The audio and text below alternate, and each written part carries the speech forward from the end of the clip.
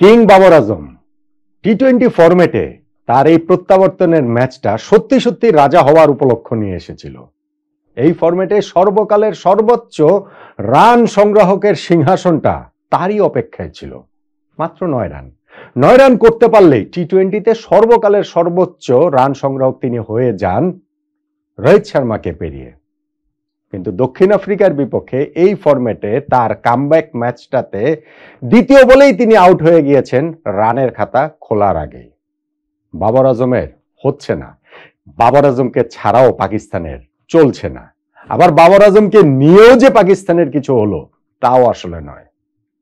টি-20 সিরিজের প্রথম ম্যাচটা সাউথ আফ্রিকার কাছে পাকিস্তান হেরে গেল 55 রানে। বাবর আজমের এই প্রত্যাবর্তন ম্যাচের ডাকটাই হয়তো বা আলোচনার মধ্যে থাকবে, কিন্তু 55 রানের রাওয়ালপিন্ডি ক্রিকেট স্টেডিয়ামের এই ম্যাচটা যে পাকিস্তান হেরে গেল, তাতে ওইটাই কি টার্নিং পয়েন্ট? দেখুন, রাওয়ালপিন্ডিতে সাউথ আফ্রিকা যখন আগে ব্যাটিং করে 194 রান করেছে, আমার মনে হয় না যে পাকিস্তান আসলে এটা নিয়ে খুব ওরিড ছিল। দর্শকরাও আমার মনে হয় খুবই কনফিডেন্ট ছিল স্টেডিয়ামের, কিংবা ধরেন পাকিস্তানের সমর্থকরা এই রান তারা করে জেতাটা সম্ভব। কেননা এই স্টেডিয়ামে 200 আসলে পার স্কোর ধরেন বলতে পারেন। এবং এই পরে ব্যাটিং করার সুবিধাটা যে কতটা সেটা বুঝবেন যখন আপনি জানবেন যে ইন্টারন্যাশনাল ক্রিকেটে রাওয়ালপিন্ডিতে সবগুলো ম্যাচে এর আগে পরে যারা ব্যাটিং করেছে তারাই আসলে জিতেছে, চেজ করেই জিতেছে। সো পার স্কোরের চেয়েও কম রানে যখন সাউথ আফ্রিকাকে আটকে রেখেছিল পাকিস্তান, সেই 194 রান তারা করে ওইরকম ব্যাটিং সহায়ক উইকেটে পাকিস্তানের জয়টাই ছিল প্রত্যাশিত। এবং সেইখানটাতে যদি বাবর আজম 9টা রান তো করবেনই, তাহলে রোহিত শর্মাকে পেরিয়ে তিনি সর্বকালের সর্বোচ্চ রান গেটার হয়ে যাবেন, তাদের উল্লাসের আরো একটা উপলক্ষ তৈরি হবে। কিন্তু কিছুই আসলে হয়নি। সেই কিছুইটা হলো না কেন? সাহেবজাদা ফারহান তো খুব ভালোভাবে শুরু করেছিলেন, অন্য প্রান্তের সাইম আউফ তিনি স্ট্রাগল করতে থাকলেও সাহেবজাদা ফারহান তিনি 4 ছক্কার ঝড় বইয়ে দিচ্ছিলেন, কিন্তু সেই ঝড় থেমে যায় লিজার্ড উইলিয়ামসের বলে তিনি যখন বোল্ড হয়ে গেলেন। খুব একটা দর্শকদের তাতে হেলদোল ঘটেনি, কেননা তখনই বাবর আজম ক্রিজে নেমেছেন। কিন্তু ক্রিজে নেমে সেকেন্ড বলটাতেই তিনি মিড উইকেটের উপর দিয়ে উড়িয়ে মারতে চাইলেন, কিন্তু ব্যাটের কানায় লেগে সেটা চলে গেল কাভারে। সহজ ক্যাচের শিকার হয়ে বাবর আজম আউট হয়ে গেলেন করবিন বোসের বলে। পাওয়ার প্লেটা তারপরও তারা এই 2 উইকেটে 34 রান নিয়ে শেষ করেছিল। আর যখন এরপরে গিয়ে ক্যাপ্টেন সালমান আলী আগা তিনিও ওই করবিন বোসের বলটাতে এলবিডব্লিউ হয়ে যান, রিভিউ নিয়ে সঙ্গে একটা রিভিউ তিনি নিয়ে যান, তারপরেও যে পাকিস্তান এই ম্যাচ থেকে একেবারে ছিটকে গিয়েছিল তা কিন্তু নয়। 10 ওভার শেষে 3 উইকেটে 70 রান, 195 রান করাটা তখনও ওই জায়গা থেকে সম্ভব, রাওয়ালপিন্ডি স্টেডিয়ামের কথা, এই উইকেটের কথা যদি বিবেচনায় রাখেন। আর সাউথ আফ্রিকা এই জায়গাটাতে তাদের পেস বোলারদের দিয়ে দারুণ শুরু করেছে। প্রথম 8 ওভারের মধ্যে তাদের 4 পেস বোলার 2 ওভার করে করেছেন। এই জায়গাটাতে তারা ম্যাচটাতে একেবারে যে পাকিস্তানকে জিতেই যাবে ওরকম একটা অবস্থায় যেতে দেয়নি। আর যখন তারপর তারা স্পিন ইন্ট্রোডিউস করলো, জর্জ লিন্ডে বাহাতি স্পিনার, সাইম আইয়ুব এবার স্ট্রাগল থেকে একটু বের হওয়ার উপলক্ষ পেলেন। 2টা ছক্কা তিনি জর্জ লিন্ডেকে মারলেন, পরের ওভারটাতে লিন্ডলেকে তিনি আরো একটা ছক্কা মারলেন, কিন্তু শেষ আসে সেই লিন্ডের। এবং এই বাহাতি স্পিনার যখন সাইম আইয়ুবকে আউট করে দিলেন, তখন কিন্তু নেক্সট ওভারটাতে গিয়ে তিনি আরো 2টা উইকেট পেলেন। মাঝখানে হাসান নওয়াজও আউট হয়ে গিয়েছেন। Pakistan all of a sudden দেখা গেল 89 রানে তাদের 7 উইকেট পড়ে গিয়েছে।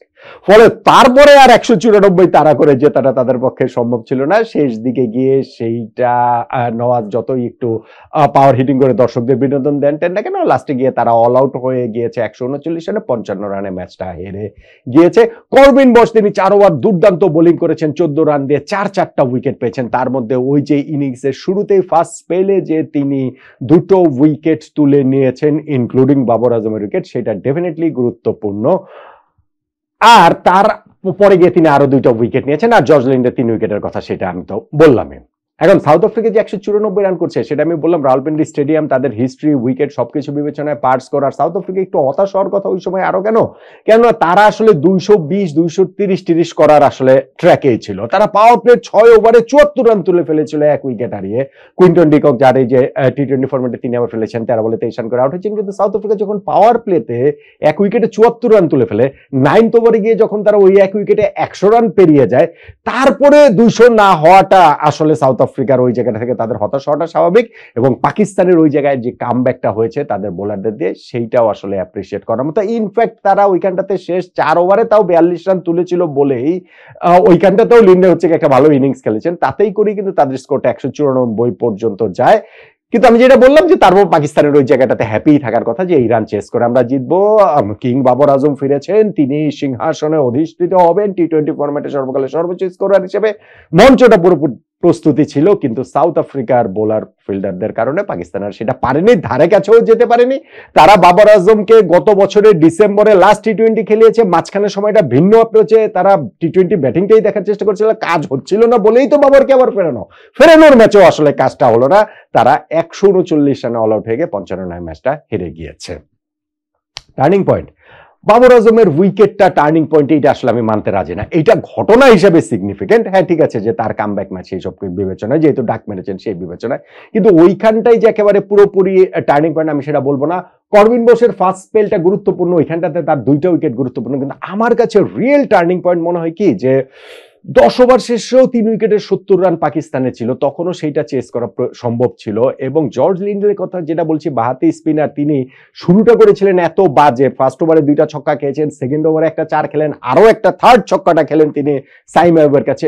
এরপরে যে সাইম আইয়ুবকে তিনি বোল্ড করে দিলেন না, ওইটাই আমার কাছে মনে হয় রিয়েল টার্নিং পয়েন্ট।